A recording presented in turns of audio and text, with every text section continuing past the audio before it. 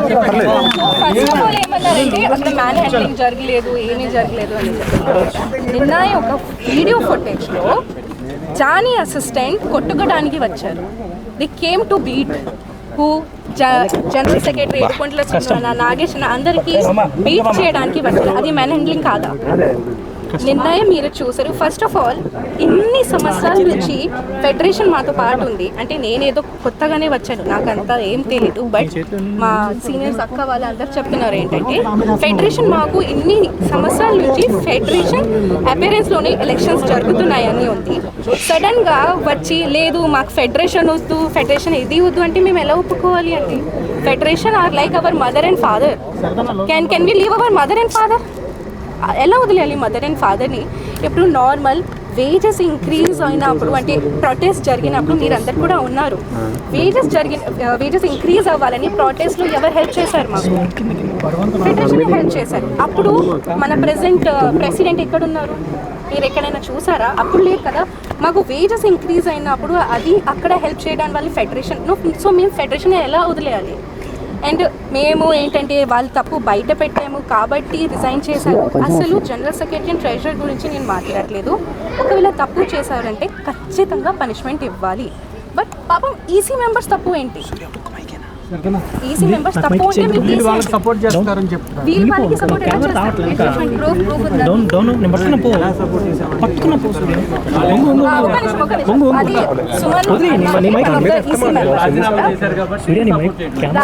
ఇక్కడ అన్యాయం జరిగిందని చెప్పడం వల్లనే డబ్బులు ఎక్కువ తిన్నారు. డబ్బులు ఎక్కువ సెక్రటరీ గురించి తప్పు చేశారు, మీరు పనిష్మెంట్ ఇవ్వండి అని అంటున్నా నేను. ఈసీ మెంబర్స్ కూడా అదే అంటున్నామండి. మాకు కొన్ని కమిటీ మీటింగ్స్ అయ్యాయి. ఆ కమిటీ మీటింగ్ ఫుటేజ్ మీరు తెచ్చండి కావాలంటే. ఏ వీడియోలో కూడా ఈసీ మెంబర్స్ కమిటీ వాళ్ళు అన్యాయంగా చిన్న వాళ్ళకి సపోర్ట్ ఎక్కడ చేయలేదు. ఆ ప్రూఫ్స్ కావాలంటే బయట పెట్టమని చెప్పి గత 2 GB నుంచి అడుగుతున్నాం. ఆ ప్రూఫ్స్ బయటకు తీయండి అని చెప్పి. ఇంకొకటి చెప్పాలి ఏంటంటే నేను జనరల్ సెక్రటరీ తప్పు చేశారు, దట్స్ పర్ఫెక్ట్, టోటలీ పర్ఫెక్ట్. కానీ పాత మెటర్స్ ఎప్పుడు ఎందుకు తీస్తున్నారు? అది నా క్వశ్చన్. అంటే గతంలో కూడా అవకతవకలు జరిగాయని చెప్తున్నారు కదా, వాటిని బయటికి తీయాలి కదా. బయటికి తీయాలి. ఒక నిమిషం ఒక్కటి చెప్పండి. సేమ్ జనరల్ సెక్రటరీ ఎప్పుడే నేను ఒక ఇంటర్వ్యూ చూసి వచ్చాను. జనరల్ సెక్రటరీ ఇచ్చారు. దాంట్లో ఏం చెప్పారంటే ఎలక్షన్ ఉన్నప్పుడు అంటే ప్యానెల్లో మొత్తం హెల్ప్ చేశారు జనరల్ సెక్రటరీ. కేసు జరిగినప్పుడు అవన్నీ దాంట్లో హెల్ప్ చేశారు ఏడుకొండల శ్రీను అన్న. కానీ నేను ఇంటర్వ్యూలో చూశాను ఏడుకొండల శ్రీను అన్న ఏం మాట్లాడారంటే నార్మల్ నేను బిగ్ బాస్ నుంచి వచ్చిన తర్వాత బీబీ జోడీ గెలిచాను. బీబీ జోడీ గెలిచిన తర్వాత మన అసోసియేషన్ మాస్టర్ కదా, నేను ఒక అసోసియేషన్ మెంబర్ ఉన్నా నేను. సో నాకు కూడా సన్మానం చేయాలని ఒక మాట పెట్టారు ఏడుకొండల శ్రీను అన్న మన జనరల్ సెక్రటరీ. ఆ మాట మీద కక్షపడి అంటే ఆ అమ్మాయి నా మీద కేసు పెట్టింది. సేమ్ ఆ అమ్మాయికి వెళ్ళి మీరు ఎలా హెల్ప్ చేశారు అని ఆ కక్షతో చేశారని జనరల్ సెక్రటరీ ఇంటర్వ్యూలో చెప్తున్నారు. ఈ మాట నాకు ఎప్పుడు తెలుస్తుంది? ఓకే, మీకు సపోర్ట్ చేసి మిమ్మల్ని సన్మానం చేయాలన్నందుకు ఈ మాటకి తర్వాత నుంచి ఇవన్నీ బయట పెట్టారు. దాని ముందు ఎందుకు బయటకు పెట్టలేదు?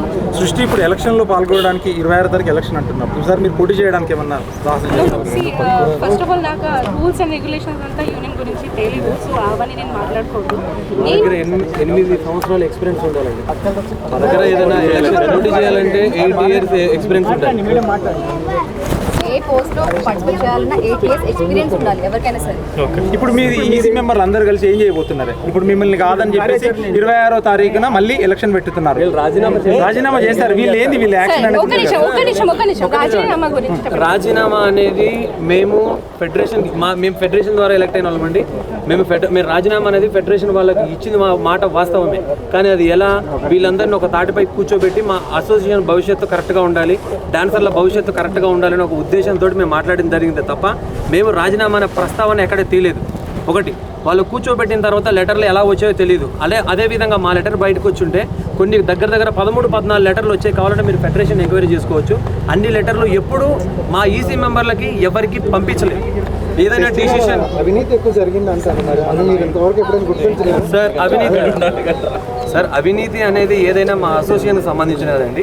అది ఒకవేళ జరుగుంటే మా ఈసీ మెంబర్లకు చెప్పి ఇప్పుడు అవినీతి జరిగిందని చెప్తున్నారు కదా, అదే మా ఈసీ మెంబర్లకు చెప్పుంటే మేమే యాక్షన్ తీసుకునే వాళ్ళం. మాకు ఎందుకు చెప్పలేదు? మరి సింపుల్ క్వశ్చన్ కదా. అండ్ ఫస్ట్ ఆఫ్ ఆల్ ఇంకొకటి ఫెడరేషన్ కి వెళ్ళి రాజీనామా ఇచ్చారంటే దాంట్లో తప్పు ఏంటి నాకు అర్థం కావడం లేదు. సార్ ఒక ఒక్కసారి ఒక కంప్లైంట్ ఇక్కడ యూనియన్లో తీసుకోవట్లేదు, యాక్సెప్ట్ చేయట్లేదు అంటే మేము ఎక్కడికి వెళ్తాము? మాకు ఒకవేళ ఈసీ మెంబర్స్కి ప్రాబ్లం ప్రెసిడెంట్తో ఉంటే, జనరల్ సెక్రటరీతో ఉంటే, ట్రెజరర్తో ఉంటే వాళ్ళు ఎలా ఇవ్వాలి complaint? President, general secretary and ట్రెజరర్కి వాళ్ళు ఫెడరేషన్కే వెళ్తారు కదా. ఫెడరేషన్లో వెళ్ళి రాజీనామా ఇచ్చారు, ఫెడరేషన్ ఒప్పుకోలేదు, బికాస్ దట్స్ నాట్ కరెక్ట్ కదా. సో మీరు ఎవరు? నేను యాక్సెప్ట్ చేశాను, యాక్సెప్ట్ చేయలేదు అది చెప్పిన వాళ్ళు మీరు ఎవరు అసలు? సో ఇప్పుడు సృష్టి వర్మ ఇక్కడికి ఎందుకు వచ్చింది యాక్చువల్లీ? అంటే మీకు మీటింగ్ జరుగుతున్నట్టు తెలిసి వచ్చారా, లేదంటే మీరు మాట్లాడడానికి వచ్చారా ఇక్కడికి? ఫస్ట్ ఆఫ్ ఆల్ అన్యాయం, అరే నేను కేసు పెట్టాను, నేను అన్యాయం, నాతో పాటు అన్యాయం జరిగింది కాబట్టి I'm fighting for them also. ఇప్పుడు ఈ రోజు నేను రాలేదు, మీరు అడగొచ్చు, ఎవరిదైనా అడగొచ్చు. స్టార్టింగ్ నుంచి నేను వస్తున్నాను, మార్నింగ్ 9 నుంచి నైట్ 10 వరకు నేను ఉన్నాను, అందరితో పాటు ఉన్నాను నేను. ఎందుకంటే మాకు అసోసియేషన్ సంబంధించింది వాట్సాప్ గ్రూప్ ఉంటుందండి, దాంట్లో ప్రెసిడెంట్ గారు సంబంధించి తనే మాత్రమే అడ్మిన్ ఉంటుంది. యూనియన్ లో ఏం జరుగుతుందో మేడం గారు దాంట్లో అప్డేట్ పెడతారు. ఆ అప్డేట్ విషయం ఎందుకంటే మాస్టర్ దీంట్లో మెంబరు, నేను మెంబర్, తిను మెంబర్. సో మా మెంబర్స్ అందరికీ కంపల్సరీ తెలుస్తుంది. ప్రెసిడెంట్ గారు ఏం పెట్టినా వాట్సాప్ గ్రూప్ లో తెలుస్తుంది, మేడం గారు అడ్మిన్ ఉంటారు. సో సిచ్యువేషన్ ఏం చేయబోతున్నారు సార్, మా అసోసియేషన్ భవిష్యత్తు ముఖ్యమండి. సార్ ఏం చేయబోతామని అంటే మేము ఇది చెప్పలేమండి. ఇప్పుడు రాజీనామాలు వాళ్ళు అలాగే ఉంచేశారు, మీరు ఈ 2 వర్గాలుగా చీలిపోయే అవకాశం ఉందా? సార్ వర్గాలు అనేది మేము ఎప్పుడు చీలిపోమండి. అసోసియేషన్ భవిష్యత్తు మరి మీరు కలిసి పనిచేయడానికి మీరు 100% ఇది మేము ఇప్పుడు కూడా రెడీ, బట్ మా ప్రెసిడెంట్ గారు రెడీ లేరు. సార్ జరిగిన జనరల్ బాడీ ఎప్పుడైతే మేము గత నెలలో జరిగిన 14వ తారీఖులో మేము కలిసి పనిచేస్తాం అని మేము చెప్పడం మేమే జరిగింది. కావాలంటే వీడియో ఫుటేజ్ ఉంది, కావాలంటే మేడం గారిని అడిగితే వీడియో ఫుటేజ్ ఇస్తారు. మేము కలిసి పనిచేస్తామనే చెప్పాము, కానీ వాళ్ళే యాక్సెప్ట్ చేయట్లేదు. ఫస్ట్ ఆఫ్ ఆల్ అది నిన్నటి వరకు యాక్సెప్ట్ చేద్దామని వాళ్ళు వెయిట్ చేశారని చెప్తాను కదా ప్రెస్ మీట్ లో. నిన్నటి వరకు యాక్సెప్ట్ చేయడానికి మేము రెడీగా ఉన్నాము, ఇప్పుడు మేము అనుకున్నాం, డిసైడ్ అయ్యాము. లేదు, ఎప్పుడు యాక్సెప్ట్ చేయడానికి రెడీగా ఉన్నానని ఎప్పుడు చెప్పలేదు. అదే అడిగా. నేను నిన్న కూడా ఎందుకు వచ్చానండి, నిన్న కూడా ఎందుకు వచ్చాను? సపోర్ట్ చేయడానికి నేను వచ్చాను. ఇప్పుడు కూడా బికాస్ ఫైనల్ గా చెప్పండి, మీరు ఈ కమిటీతో కలిసి పనిచేయడానికి సిద్ధంగా ఉన్నారు? సిద్ధంగా ఉన్నాను. ఆబ్వియస్లీ వాళ్ళు తప్పు, అరే మీరు తప్పు నాకు చూపిస్తే ఓకే, తప్పు చేశారంటే నేను పని చేయను. ఏం తప్పు చేశారు నాకు చూపించండి, ఏం తప్పు చేశారు.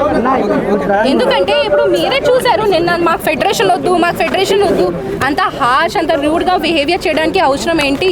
నేను 4-5 years అదే తట్టుకున్నా, అది లోపల పెట్టను. ఇప్పుడు మాట్లాడుతున్నాను కాబట్టి ఇంత అవుతుంది. అండ్ మెయిన్లీ ఏంటంటే నాకు కక్ష ఉంది కాబట్టి నేను అందరికీ చెప్పిస్తున్నాను, అవన్నీ ఏం కాదు. సో ఇప్పుడు నిన్న మీ కొన్ని వీడియోస్ చూసినప్పుడు మీ వీడియో మీతో పక్కన శేఖర్ మాస్టర్ కూడా ఉన్నారు, ఆయన ఒపీనియన్ ఏంటి? ఇప్పుడు ఆయన ఒపీనియన్ మీరు నిన్న చూసారు కదా, మాస్టర్ కూడా అదే అంటున్నారు, అరే మాకు మీరు ఎలక్షన్స్ పెట్టండి, అన్ని పెట్టండి, మాకు ఏం ప్రాబ్లం లేదు, కానీ మాకు ఫెడరేషన్ తో పార్ట్ పని చేయాలని ఉంది. Because federation is like our mom and dad.